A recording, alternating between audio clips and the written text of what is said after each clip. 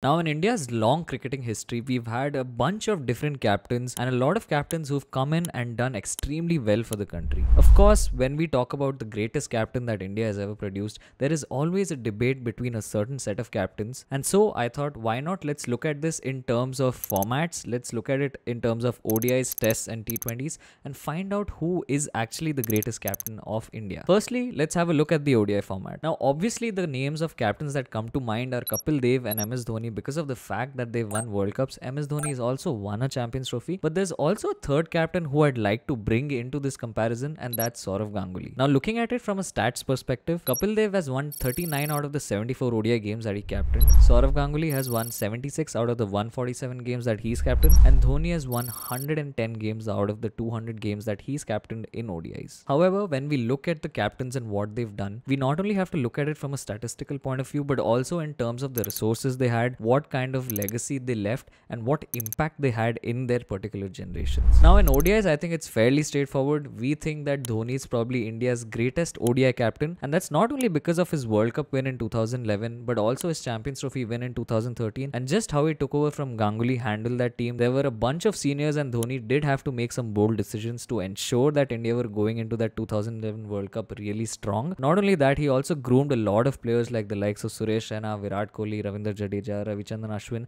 and so on as the years progressed. Not only that, but he also came in with some really interesting tactics, be it Ravichandran Ashwin opening the bowling with the new ball or getting Rohit Sharma on top, making him open the innings to make him the Rohit Sharma that we do know today. Now, of course, a lot of people will debate this and say that Kapil Dev probably had more of an impact because of the fact that he won the 1983 World Cup. But here's the thing, right? Kapil Dev's legacy ends there. After 83, he was also dropped for a brief period of time from the team, and when you compare that to someone like a Dhoni, who's not only won the World Cup but the Champions Trophy as well, and just the longevity that Dhoni had in his white ball career as a captain, I think that for me speaks volumes more than what Kapil Dev contributed to Indian cricket. And by no means am I undermining what Kapil Dev did, but I think Dhoni is just a better ODI captain. Lastly, I also want to touch upon Sourav Ganguly because the kind of impact that Ganguly had, probably neither Dhoni or Kapil Dev had. And this is mainly because of the period in which Ganguly came in to captain the India team. It was after Mohammad Azharuddin's entire scandal and the match fixing scenarios, and Ganguly came in after all of that in 2000 with a new bunch of people in the team. There was still no established core, and from there to win not only the NatWest series but also the shared Champions Trophy final with Sri Lanka, 2003 World Cup final,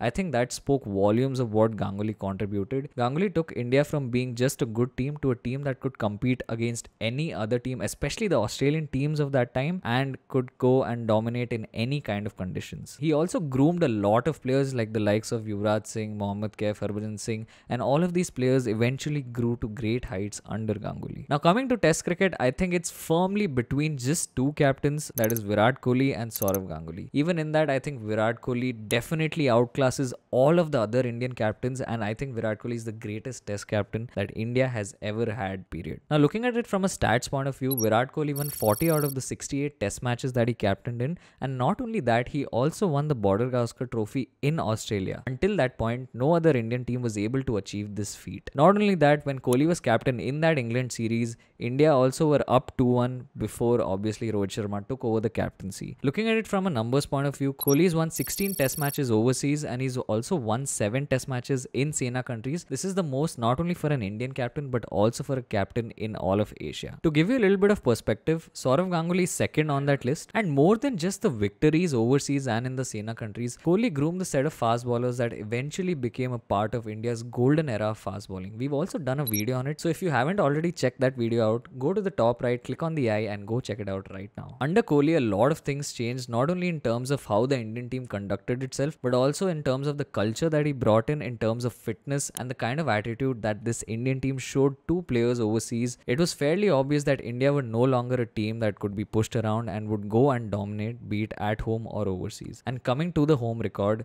Kohli probably has the most insane home record. In 11 Test series that he played as captain, he only lost 2 Test matches. Not even 2 series, he just lost 2 Test matches. In fact, even in the world, Kohli will go down as one of the greatest ever Test captains. He's 4th on the all-time list of Test wins for a captain. And of course, I won't be doing justice if I don't mention Ganguly here as well, because Ganguly too was a really good Test captain. He made the Indian teams overseas do well. He was able to draw the Border Gavaskar Trophy in Australia. He was able to draw a series in England. And And in general, this was a period in which India were not considered losers when they went abroad to play Test cricket. Now coming to the T20 format, of course we had Rohit Sharma, who recently won the 2024 T20 World Cup, and also we had MS Dhoni, who won the inaugural edition of the T20 World Cup back in 2007. Looking at it from a stats point of view, Dhoni won 42 out of the 72 games that he captained for India in this format, whereas Rohit Sharma has won 50 out of 62 matches, and I think that's something that's not going to be beaten anytime soon. And I think Rohit Sharma here has a slight edge over Dhoni, not only when you look at it from a numbers point of view, but also the kind of impact that Rohit will be leaving this team with.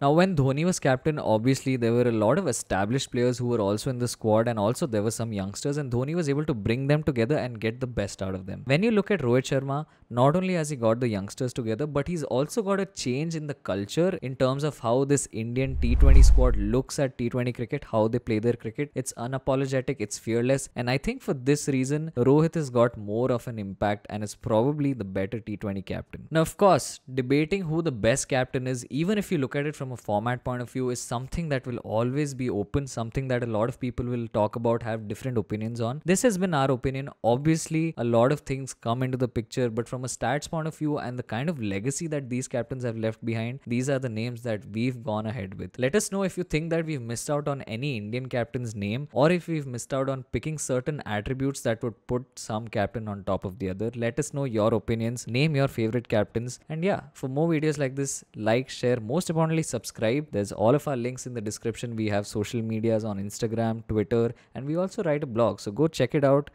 Everything's in the links below. Thanks for watching. Peace.